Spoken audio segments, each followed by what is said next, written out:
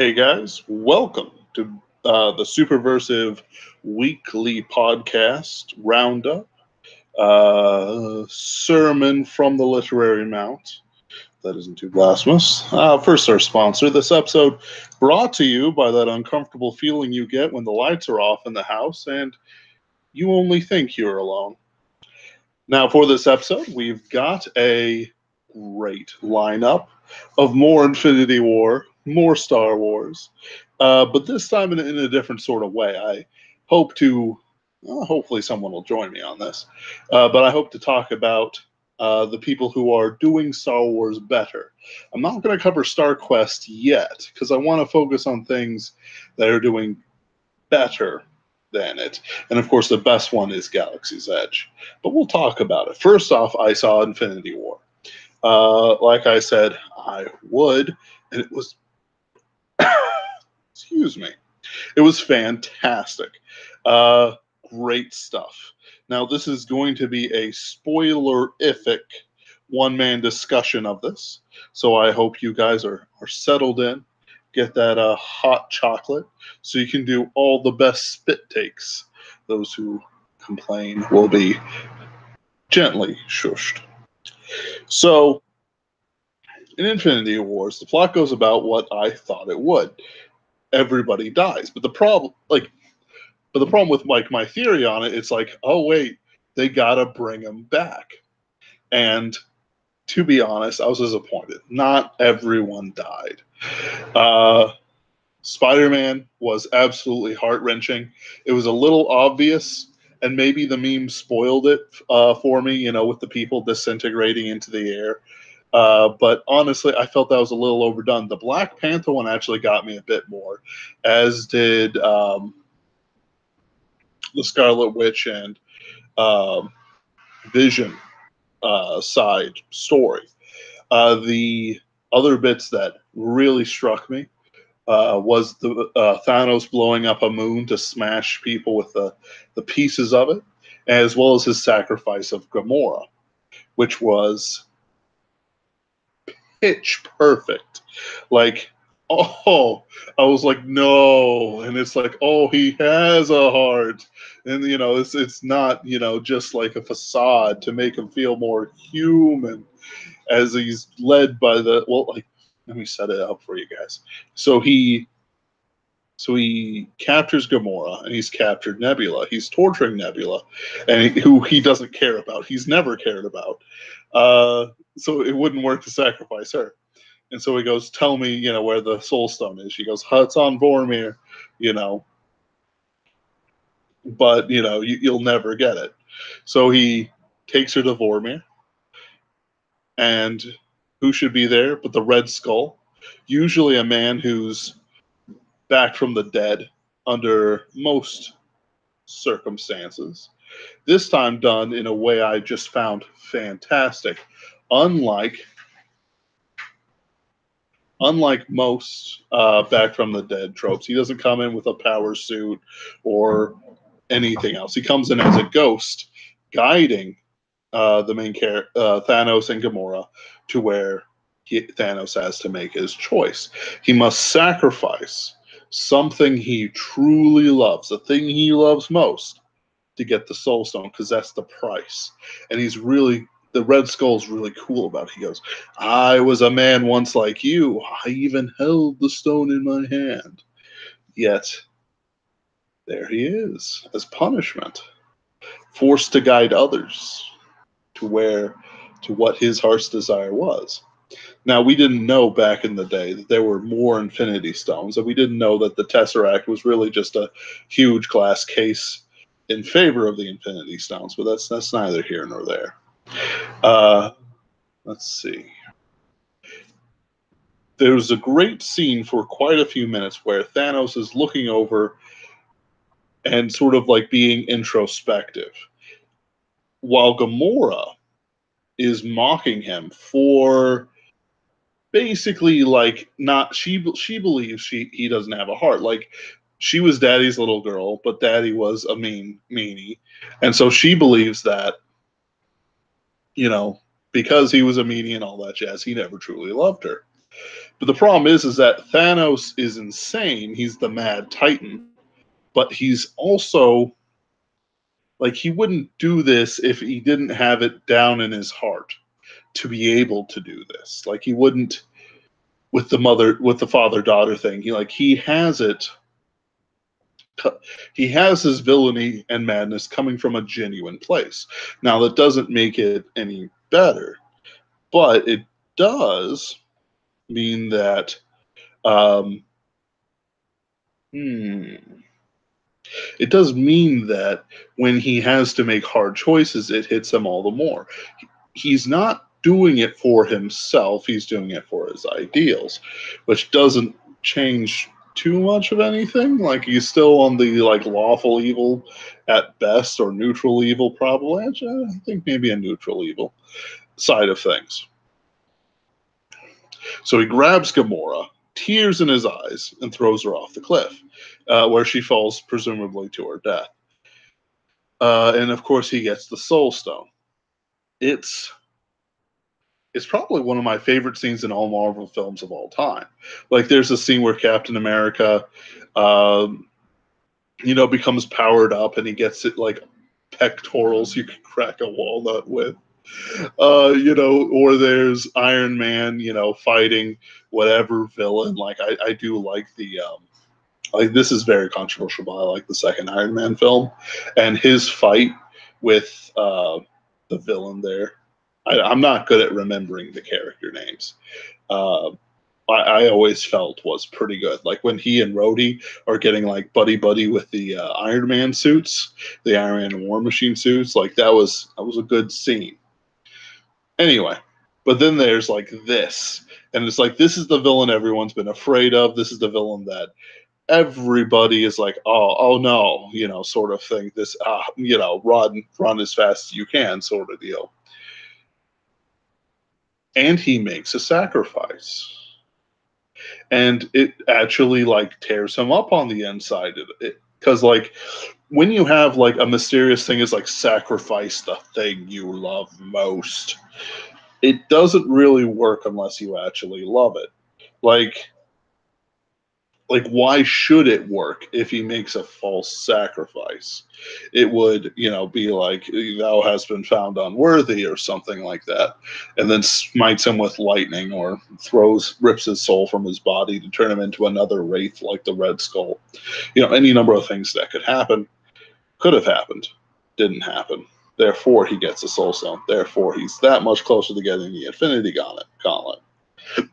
Now, I'll point out that Thor's side plot within the movie wasn't as strong. Peter Dinklage did not bring his A game. The problem is, I think, like from what I've seen, he does that disaffected loner Tyrion type character. And don't get me wrong, he does it pitch perfect every time. But it doesn't really work for me as other character tropes. If he's in a different situation, like he's a dwarf in this one, who's of course a giant, because why not? Who forged Mjolnir and all that jazz, and Thor has him forge Stormbringer, which is an axe, and it's awesome. That part was actually really cool when he's like getting the star to work back together, getting it all into alignment and stuff like that. But the problem is that when you have like Peter Dinklage kind of phoning it in, it kind of hurts. Not because like I'm super fan of Game of Thrones, but because it just like he was the best part of it, at least in the early seasons, and like not seeing him clever, I guess I should say, kind of doesn't work for me. Let's see. I did like his looks. Like they got the look down pretty great, and the drama was back. He just was a little wooden, like wish you could put a little like emotion into it, man. Because to be fair, like we're just coming off of the emotional Thanos scene. There's the scenes where they're preparing for the big fight with the four-armed monstrosities. There's all this stuff that's hyping it up, and Thor's like, pulling the things open in that like famous image, like throwing in all the trays, like and he's like, oh, you're so close. No emotion. It's like, thank you, Tyrion. Peter Dinklage. But then we come like further on. Scarlet Witch has had this plot line where she's having to fight whether or not she needs to destroy Vision for the good of the world, all worlds. And she, in the end, like she tries and she succeeds. But the problem is Thanos got the Time Stone. Now, just a second. Thinking on like that whole plot line, I guess I should reel it back.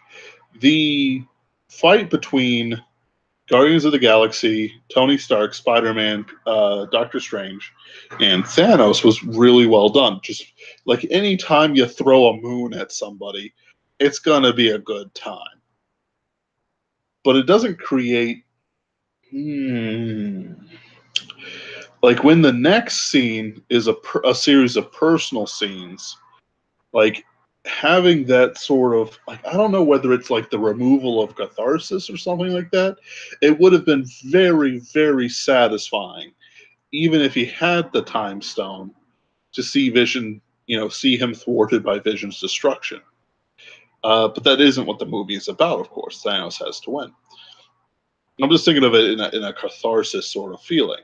So Thanos reverses the catharsis, rips the stone from Vision's head, places it in a gauntlet, and that's when he's hit by Thor and Stormbringer, like basically carving open the guy's chest.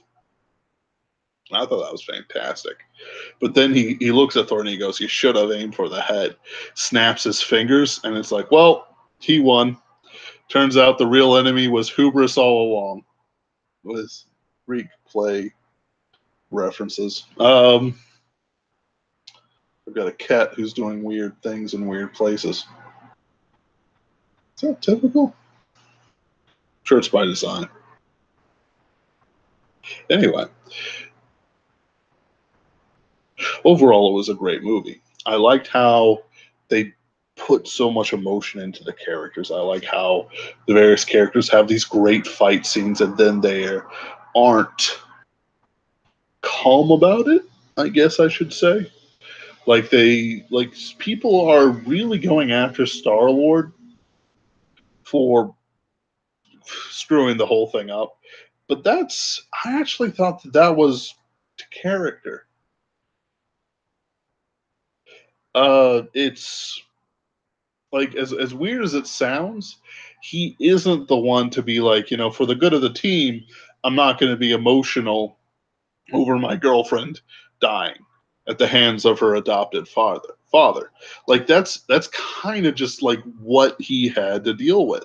Like, guess what? Gamora's dead. Thanos did it for ultimate power. What you gonna do with it? Well, try to beat him to death. Now, I kind of feel that he would have been more shoot him in the face. You've got all the time in the world to line up a perfect shot. Even if you're angry, you can still just shoot him in the face, which is, as supervillain defeat plans go. That's not the worstest plan in the world. Like, if somebody randomly gets shot in the face, it's pretty dramatic, pretty appropriate. That could have been a good catharsis moment. Now, I think that with the sort of how the climax of this movie went with the design, because Thanos was as much a character as, say, Tony Stark, it gave us a good feeling when Thanos did his evil stuff, but in a thrilly villain win sort of way. It really did just sort of punch you, but I don't know if it's a sweet release. I don't know. I'm excited for the next Infinity War. Now, what do I think about what they'll do? Thanos has the Time Stone. We have several characters who are angry at him and want to take him down. We have several movies ahead of time. Now we've got Miss Marvel, who was the Stinger reveal. Now we already knew that Miss Marvel was showing up. Now I'm glad that they're going with longer haired Captain Marvel rather than transgendered Captain Marvel, just because I like seeing pretty people in films, mostly. I'm not going to see this one, honestly. I'm really only in it for Thanos at this point. Like Infinity War, Captain America,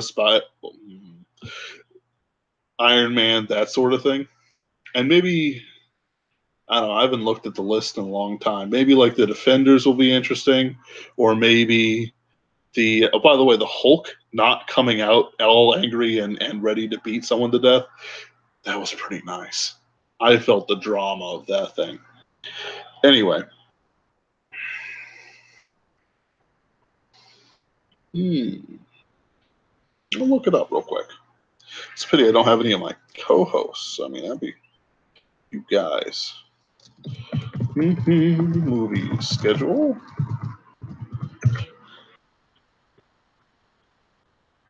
Let's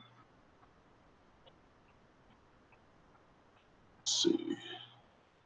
There's Ant-Man and the Wasp, Captain Marvel, an Avengers film that isn't titled yet, but it might be Infinity Wars, because the next one is a Spider-Man Homecoming sequel.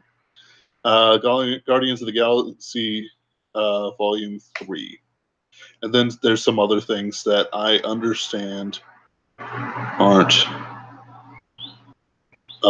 taken care of yet. Okay. Now, I am looking forward to Ant-Man and the Wasp a little bit, just because I did enjoy Ant-Man, the first one. And I just kind of like the character. I kind of want to see what they're doing after Infinity War. For Captain Marvel, sorry, it's Captain Marvel, not Miss Marvel, my bad. I'm not really sure what the plot is about on that, and it's not really telling me much about it. Let's see. I'm looking around for something about it. Nah. Anyway. Oh, apparently it's set in the 1990s with Ronan the Accuser in it, who I liked. I actually liked his character. And the Skrulls are going to be introduced. Okay. Not bad. Well, so right now we have two movies between here and the next Infinity War. Now, why do I say it's Infinity War? It's because there's an Avengers film, Infinity War Part 2, and then there's a Homecoming sequel. Like, Spider-Man's dead. He's erased from the universe. He needs to come back. Maybe it's a Ultimate Spider-Man, which would be interesting. But I actually really enjoyed the guy who played Spider-Man in that film. Like, Tobey Maguire was pretty good. I understand Garfield is considered pretty good. But apparently, everyone says, and it was mentioned in the last stream, that he's both Spider-Man, both the best parts of all Spider-Mans, which I guess works. Like, Aunt May gets younger every time they reboot the franchise. Eventually, she's going to be like 12, and it's going to get real weird. But no, hopefully they don't go that far. Yeah, I'm looking forward to it. I do want to see the new Avengers film next year. I'm not. Captain Marvel's okay. I'll have to see it. See what's the trailer looks like, which we don't have yet. Yeah, and the Guardians of the Galaxy Volume 3. All of it's very nice.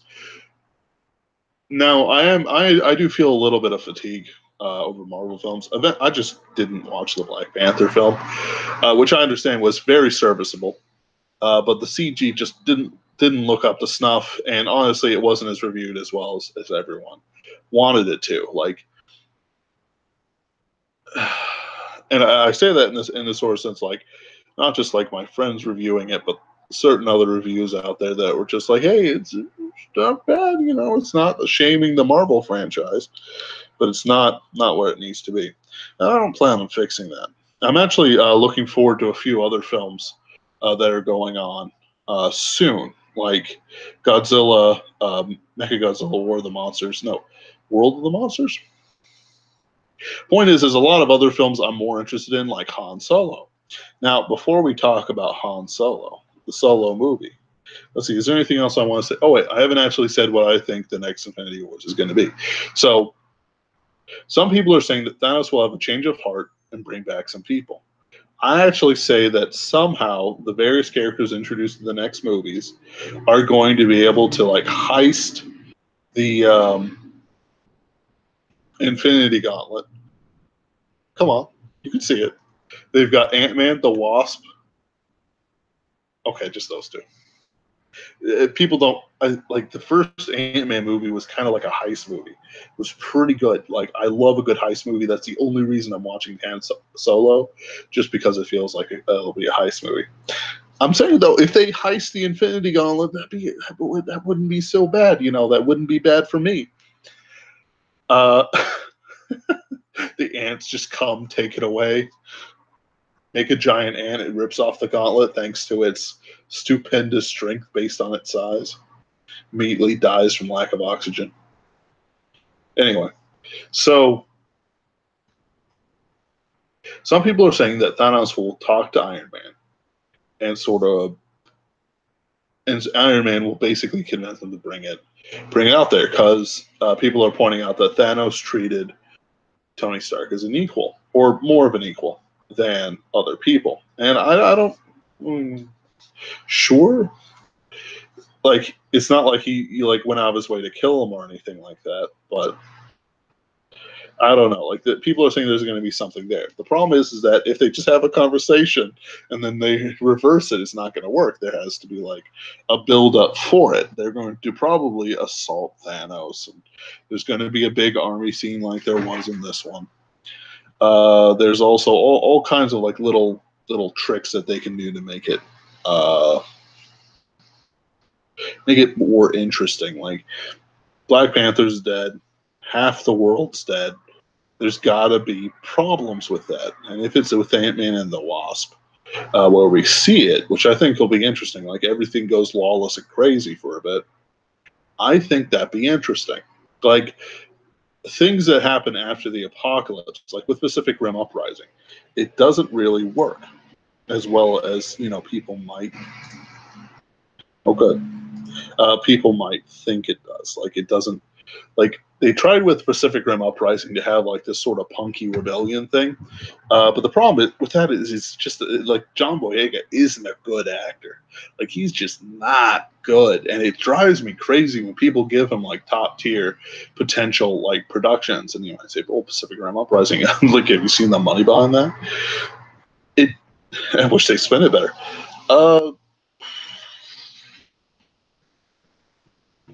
I don't want to get on a John Boyega hate train. I can't do it. But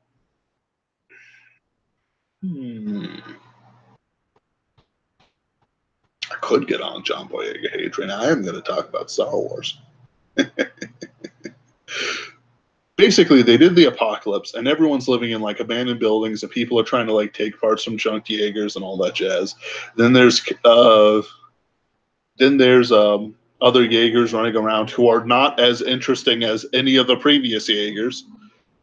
Like just the problems with Wade in that movie. Anyway, just problems all the time. I swear, like they did Avengers right in the sense that everyone who's heavy feels heavy. Like Bruce Banner wandering around in Hulkbuster armor and then tripping and falling and like ripping apart like half an acre of you know Wakandan farmland is hilarious, but it feels heavy. I actually love that when things feel like they're supposed to. Like you can have like light feelings for some of this stuff, and if you're having like two things fight in space, you can go either light or you can go heavy. But when it comes down to if you want like some sort of like realism to ground everything, like how most science fiction guys like to hold the speed of light as like constant and unbreakable, it's a similar sort of feeling. Anyway, I'm going to get down to our next one. I'm going to say a quick, by the way, in the middle of this hidden, thank you to Bradford C. Walker, who has plugged our series on his channel. Thank you, sir. If you ever want to come in on it, send me an email because I don't have yours. Actually, I think I will contact him sometime. That'd be interesting. I haven't actually talked to him directly, but a friend of the press is a friend of mine. Also, I'm going to plug our second sponsor, Galthax, Conqueror of Worlds. Why go to the theaters when you can look up and see his invincible armadas ascend upon your defenseless world? Galthax, the People's Conqueror. Now, the next part, I'm just going to slip right in to talk about like the Han Solo movie, Galaxy's Edge, and the kind of like the changes we're seeing in Star Wars. First, the only reason I'm seeing in the Han Solo movie, like I'm not going to pay more than $5 for the ticket. Like people say, yeah, the money's not in the ticket, man. Well, that doesn't matter if I just walk in, don't buy any things, and get $5. I'm not helping the system. I'm keeping the system on live support because if movies just die, guess what, guys? No more cinema.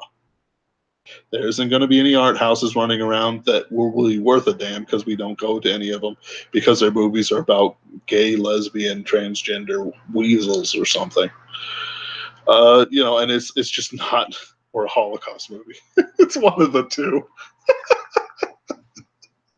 I'm sorry, but it's true. I went to one to see Isle of Dogs recently, which was a decent film, but not my favorite by Wes Anderson. 2 out of the 4 trailers were Holocaust movies of some kind, like either Escape From or Stuck In, Lead Up To. I can't remember them because I don't care. One of them was only tertiary about it, not about the Holocaust, but about like the movies they make all the time. Like I've seen Schindler's List. Like I've seen the movies. I don't need to keep seeing the movies. Then we have, what was the other 2? One was about a woman. I can't even remember what it was, but it was like one of those things where all those sexualities were mixed up. Like some sort of like they just took a blender to everyone. And then the last one that I remember for the Isle of Dogs was, by the way, the second movie that had a Holocaust as a big part of it was about a Jewish violinist. There we go. No, I do love a good violin. My sister played the violin, but I just don't want to see a movie about it. Anyway, what was it? Oh yeah, it's about she finds her husband, this old woman, white woman, and it's just white old women grandmother bait. She finds her husband sleeping with another woman, and then she, of course, lives free, footloose, and fancy free on whatever old people do with her high-spirited younger sister.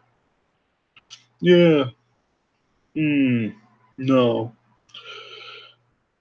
And it's like we don't go. Our group doesn't go to see them. Most people aren't going to go to see them unless they have some sort of weird pang of guilt and force their kid to go see, not Schindler's List, but it's not. It's just bothersome to me. I think it bothers a lot of people because it was a pretty empty theater. The cinema is, like, I want to keep Ronnie's Warenberg theaters alive so I can watch Han Solo and Avengers and all that jazz. I do want these movies. I can't lie to myself and say I do not want them. But it's like I don't want to support the industry either. I don't want to support these people who make them. Now, I love Ron Howard. I like Wes Anderson, even though if that guy doesn't have dead kids in his closet, I'm gonna be surprised. You can't make movies like that and not be a psychopath. but it's oh man, I hope I'm not being I'm being funny about it, but it's like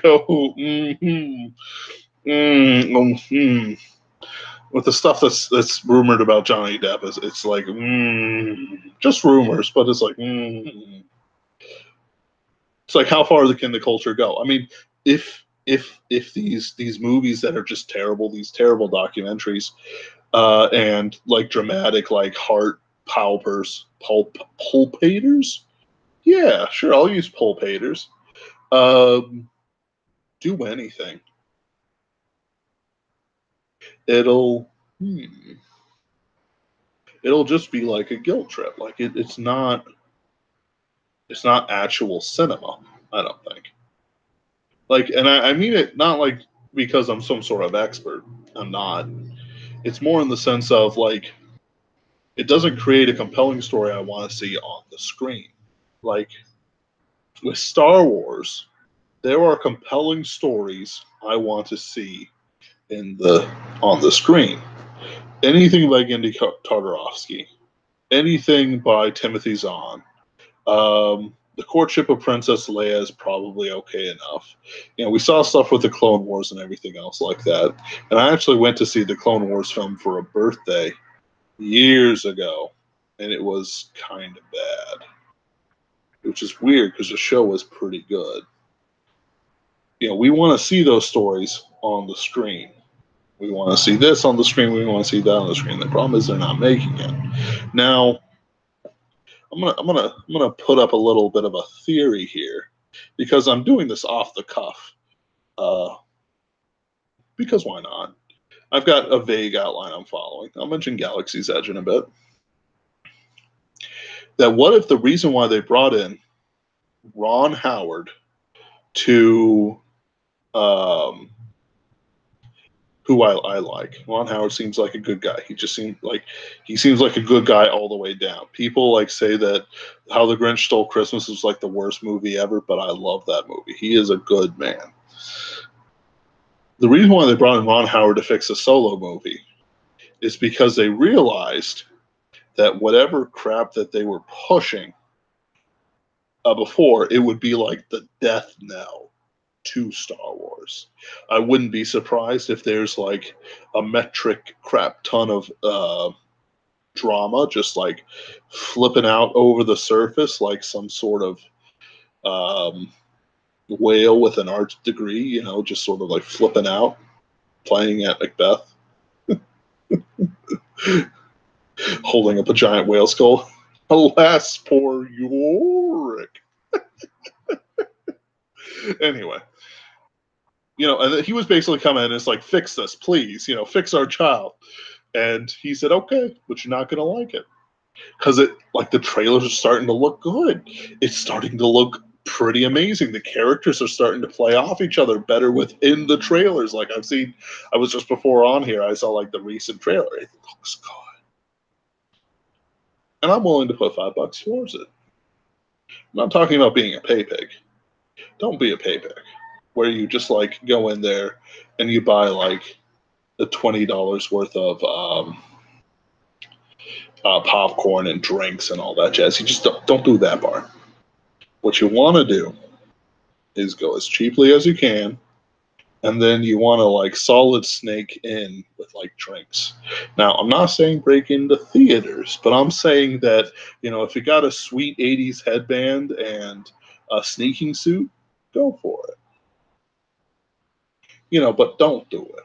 Don't do it. I'm not suggesting you do it. But, you know, go for it. Don't do it though. So what was I talking about? Movies. Okay. So with the movies that we go to see, what we have the opportunity to view. Hold on. It behooves us to tacitly support the good stuff. Like, if there's ever an opportunity to throw The Last Jedi under a bus, we should take it. Paul Ryan, too. And probably Daisy Ridley, John Boyega. Isaac is cool. He's the guy who played Poe Dameron. He's a cool guy. I like his movies. I saw Oh dear, I've forgotten it. Oscar Isaacs. There we go. Uh, Annihilation. That was a good film. Nobody went to see it, but that was a good film. Anyway, there's it's sort of like a chance we wasted. We wasted a chance on Annihilation. We could have supported that film, but we didn't. But that's not important anymore. They were screwing that film over from the beginning anyway. I think it's on Netflix. What was I talking about? I want to see the Han Solo film. See, this is why I need co-hosts. Just because I'm a little bit unfocused, disordered in the mind. I'm not saying I'm speaking from a straight jacket, but people could make an argument. So let's actually talk about something I super want to see in theaters. Let's say I won the lottery and I had $100 million to my name after I've done all the charity and bought like a house for me and myself outside the city where I don't have to listen to the highway while I try to do a podcast. I would give Nick Cole like $60 million to make a Galaxy's Edge movie. Straight up. Like, I think that like I probably won't get back the money just because I know like heaven and earth, well, hell and earth would move to like stop it. But I would give much if I like in one of those situations where you become like emperor of the world, won the lottery. I would give a lot to see a Galaxy's Edge movie. And I think a lot of people would too. Like, this wouldn't be something that I would accept. Like, if they did, hey guys, let's make a Kickstarter for Galaxy's Edge, the movie. I wouldn't support that. Now, I understand that Nick Cole works in Hollywood and stuff like that, but and I don't doubt that he has the connections. But I've never seen a good Kickstarter movie. Now, I've seen stylistic Kickstarter movies. I've seen Kickstarter movies I can enjoy. But the problem is that the quality isn't what I want. Like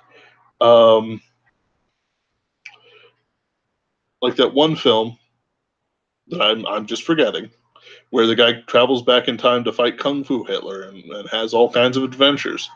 Like, it's a funny movie. It's an enjoyable time. But I don't consider it the same sort of it was kickstarted, if I'm remembering it correctly.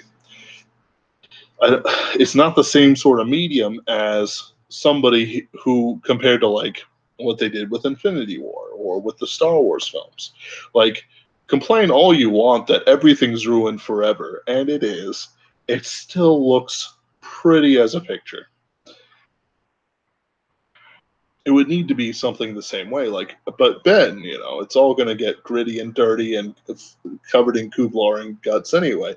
Yeah, but I kind of want to smell the Kublar guts. Like, that's the real kicker. Like, once you smell the Kublar guts, that's when you know you're in some real kino here. The cinemas is really pushing it out there for you to provide the best possible experiences. So, let's see.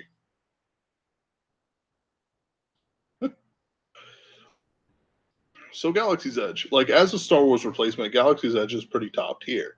It's a different beast than Star Wars, but it's in the same. Pardon me. I had some delicious shepherd's pie. That's what life is about, shepherd's pie. It's fantastic as a Star Wars replacement. It does its job. It's its own thing, but it feels the same sort of way. People have hope and desperation and desires and morality to them. Like, Star Wars used to have morality all over the place. And whenever things got too crazy or emotionless or whatever, they basically brought in Timothy Zahn, like pushed him up against the Star Wars franchise and said, fix it, please. And he did. Like, there's the Hand of Thrawn duology, where Luke Skywalker struggled with like using the Force too much, which is like mind blowing. Like, you're supposed to use the Force. It's the way cool space powers. And then it's like, oh, that's what all the character is becoming. That's not a good thing all the time. My goodness. And so on and so forth. Like it's not, it's one of those things where, ooh, welcome. It's one of those things where, sorry about that. I was checking on something. It's one of those things where it's a complex sort of like interplay. Like you have your way cool space battles of the Rogue Squadron series, and then you have the something keeps popping in and out of my peripheral vision on this screen. And it's from Google. Yeah, it's okay. Anyway, they sort of pop in and out. You have the great starfighter conflict of Rogue Squadron. You have with Wedge Antilles and all those good guys. You have like the Jedi stuff and I Jedi, which we talked about earlier, and then we have like New Jedi Order and so on and so forth. And eventually gets just crappier and crappier and crappier until it starts until they basically reset it. Now, during that time, there were a few Star Wars productions that were worth a damn, like anything by Genndy Tartakovsky, the Clone Wars series, kind of. Like, it was good. Like, the first seasons were real good, but it didn't last. And eventually it was sacrificed on the altar. I understand Star Wars Rogues is pretty good. Is it Rogues? Yeah. With the kid and the crew. And Admiral, and then they throw in like Thrawn and Grand Moff Tarkin and so on and so forth. And it's a bit of fan wank, but it's okay. A bit of fan wank ain't so bad. I would prefer to have the good stuff. That's okay. Anyway, with Galaxy's Edge, it's the same sort of feeling to me, where everything's good and we're ramping it up to something galaxy-wide, truly big, truly amazing. Morality is on the line, good versus evil, and the evil isn't as evil as it says, but it's still evil. But then the good isn't as good as it says, and it's evil. But then, like almost like true to life, really, it kind of like just sort of comes together as being very, shall I say, small. The morality of it, the good people, there's a very limited number of good people in Galaxy's Edge. I don't mean that as an insult or like, oh man, it's grimdark. No, grimdark is a different feeling. It's where there could be good people, but they're all dying horribly. Spoilers. Galaxy's Edge is more like there's a core of good people, main characters that we're following. Like there's a Han Solo XP, there's a Chewbacca XP, and I'm not complaining at all about them. By the way, it's in the good way. I am complimenting them. They like Captain Ansem Keel is or Wraith is starting to really play on my mind in the good way. You have spies, super spies, plans within plans, corrupt politicians getting their comeuppance, which is très bien, sort of thing. It's it's. Mm, I can't repeat that enough, like sort of thing. Like I like it when the bad guy gets his comeuppance. A lot of people do. And so it feels like it's building up to it. Now, there are people who are, shall I say, far and away, from their comeuppances. Like they're sort of like driving on the highway, but they're like 3 hours from Kansas City. It feels like that.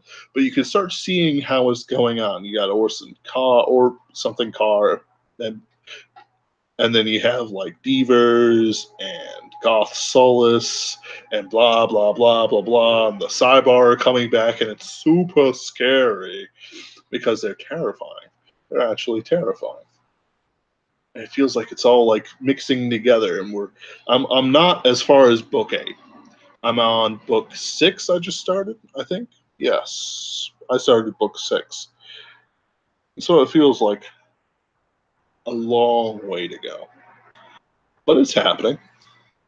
And there's none of that stupid gray morality, gray Jedi, gray, this or that. Like things are good, like and then there's things that are evil, and it's like, oh wow, things are actually good and evil.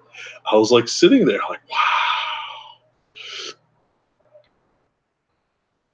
and it speaks so well to what Nick Cole and Jason Ansbach must know we're hungry for. Like the reason why book sales are failing is because the new stuff being put out doesn't scratch our itches. It doesn't feed us. It doesn't do anything for us. They can't even commit to their own aesthetics. Like if you want to write some degenerate Bigfoot pornography, write your degenerate Bigfoot pornography. The dumpster fire's already, burning.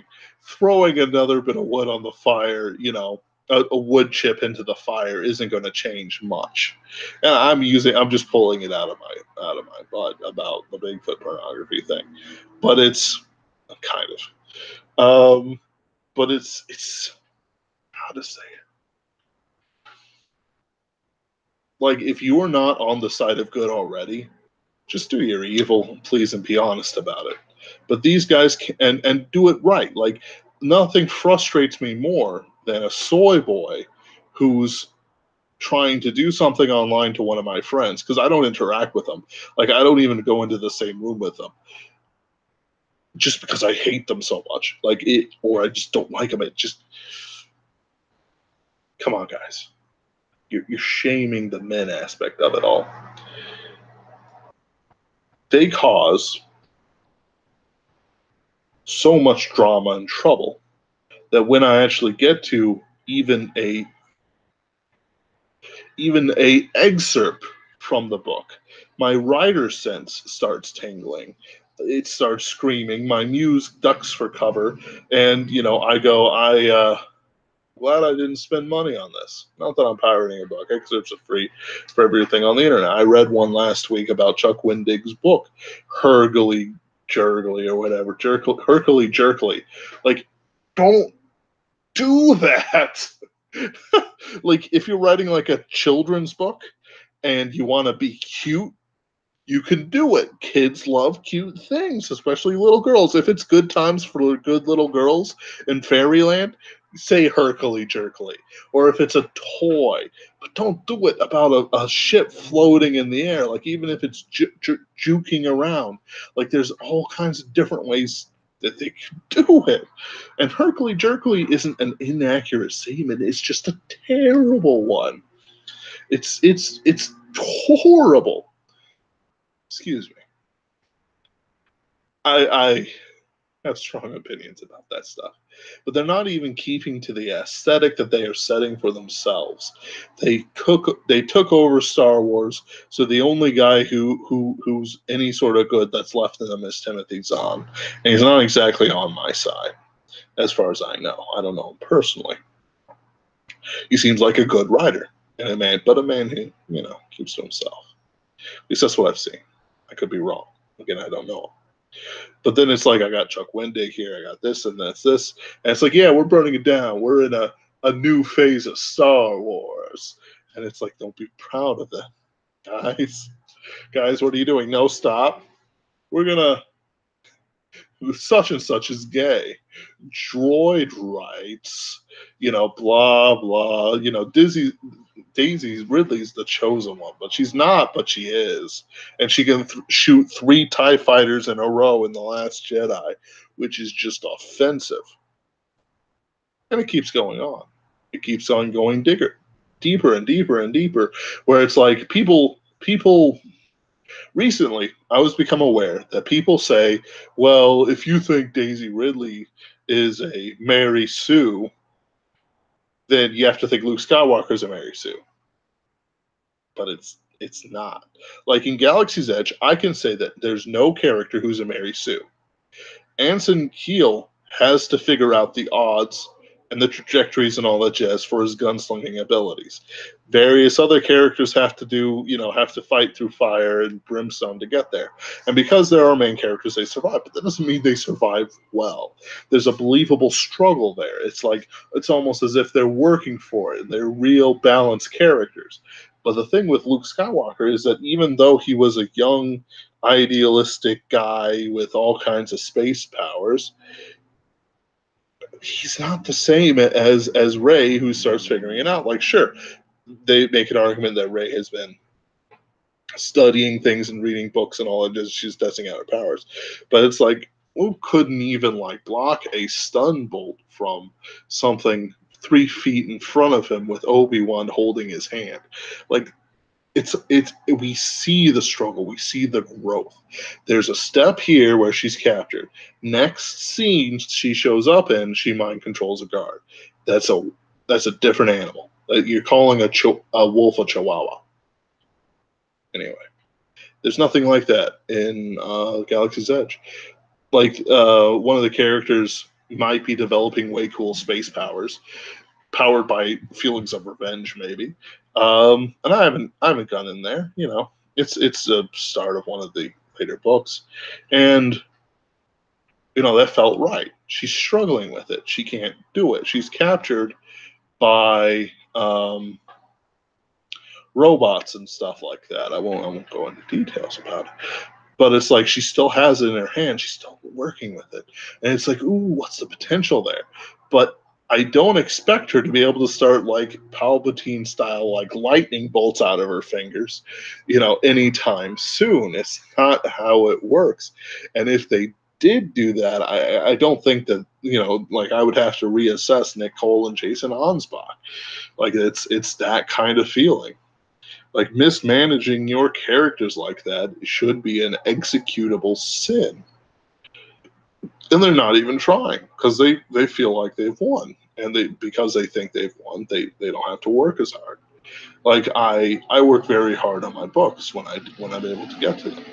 I, print out a book when I finish it, and I go down line by line and edit every single sentence myself. And that's before I send it to a proper editor. I want to make sure that when I read this is Ben Wheeler perfect. And because it's Ben Wheeler perfect, I'm confident that whatever changes the editor has to make, and you should always send it to an editor if you can, of whoever, they'll make it more eatable, delectable to the reader rather than less or more to an image in their own head to what it is. I have given them something that is Ben Wheeler perfect, or a certain definition of perfect. Therefore, they should be able to create something more out of it. And these people, like their editors, like they used to be good. What happened to them? Like the such and such used to be readable. What happened to them? Like I'm told that like some people resented Paul Anderson, who was, by reports of him, a pretty cool guy. And it's like, but wait, he's starting to get a little bit more famous than everyone else. Like, I'm pretty sure we're in a literary dark age right now, where we won't recover for 30 years. Easy. Galaxy's Edge is like the bleeding edge. Glasses move up. Anyway, I'm sorry. I'm sorry for that pun. You didn't deserve it. Is the bleeding edge of a new system coming up, a new literary wave. I don't know what to call it. It just feels that way, and I want to be a part of it. I want to write books. The problem with Galaxy's Edge, if there is one, is that it's merely good. I'm not pulling, like when I read a John C. Wright book, I'm pulling so much from it. I'm pulling about goodness and heaven and life and living and love and truth and power and the things of heaven, the things of earth, the things of hell. But I'm not really pulling the same thing from Galaxy's Edge. And this isn't bad. It's still just right. You can't see what I'm doing with my fingers, but it's an expression to denote absolute perfection. And I just don't feel the same things out of it. Like I pull the goodness and mercy and sort of like these people are good and they're good and so on and so forth, and they're real people. And then I'm feeling the bad stuff, the hunger for power, hubris, foolishness, short-sightedness, and all that jazz. But it's not the same. It doesn't feel weighty. Now, some people don't like that. I dig it, which is and they do a pretty good middle line for a lot of it. But it doesn't fill me up, I should say. Like if I sit down and I read a John C. Wright book, or I read something like The Count of Monte Cristo, or just roving my eyes over at Conan the Barbarian, I am full after I read these things. I can't say the same about Galaxy's Edge. I still want more, and I read more, but it kind of just starts blending together. Again, if I were to review these books explicitly on Amazon, which I probably should, but they're doing pretty well, uh, I would give it 5 stars. I cannot find a flaw in them. It's just it's just like you go to a French restaurant and you don't like French cuisine. It's good. It's top tier. But you're looking for something more. I kind of hope for myself, because I'm going to move into our last section here where we talk about Superversive Press stuff. Because I've been talking about Star Wars the entire time, if I'm not talking about Infinity War. I want to see a revival of literariness. I don't know how to say this right. Like, I want to see high-mindedness returned in the next generation of science fiction. I'm not talking about like John C. Wright books. They're good. They're already there. But I'm talking like to have more. Like Kevin J. Anderson is a provably good author by any stretch of the imagination. He's successful in just about everything he does, and he's written more books than I will for decades of my life. He has to be dead and buried, and like his grandkids have run out of things to pull from a lockbox they found somewhere that just says write more Saga of the Seven Sons books, like, which is what they do with Dune. I'm making that joke because he wrote for Dune. Anyway, um, like that has to be like over and done with before the amount of books I can write, because I'm trying to get myself up to the speed of 2 books a month. I'm sorry, a book every 2 months. There we go. It's backwards. I'm not. I'm not. I'm not insane. I'm not made like my fingers would wear off. Um, could probably do like 2 short stories more, maybe. Uh, a book every 2 months, and I want to just keep doing that for the rest of my life until either God gives me, it's like, okay, you're done writing. And it's like, where's my stories? Because I won't force a book. Like the idea of forcing out a book is abhorrent to me. Like even if George R. R. Martin is rightfully criticized for not producing a book in 5 years at least, maybe 10.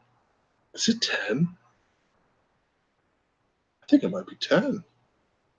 I know it's like at something above half a decade um, since the Winds of Winter or whatever, and he's writing some sort of epic like Targaryen history that nobody's asked for because it's just full of incest and murder and incest murder. You know, sorry, what was I going on? You can be rightfully criticized, but he's like he should not be forcing out a book he does not have it in him to write.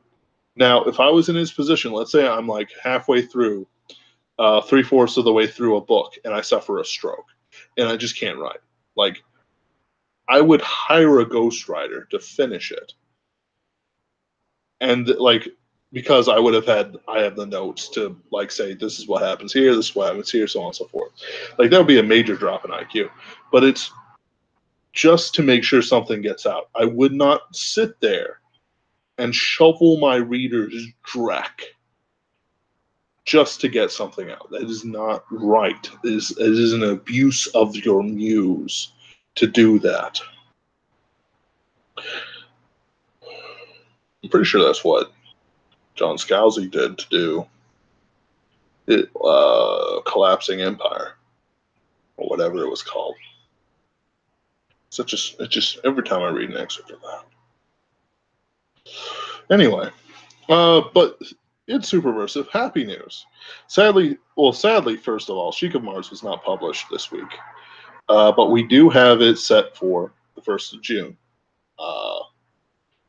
So if you are interested in that, I'll have information about it running up. I'm starting a new weekly blog post where I'll be talking about like philosophies and craft of writing rather than like cool tropey things. I'll be talking about tropes.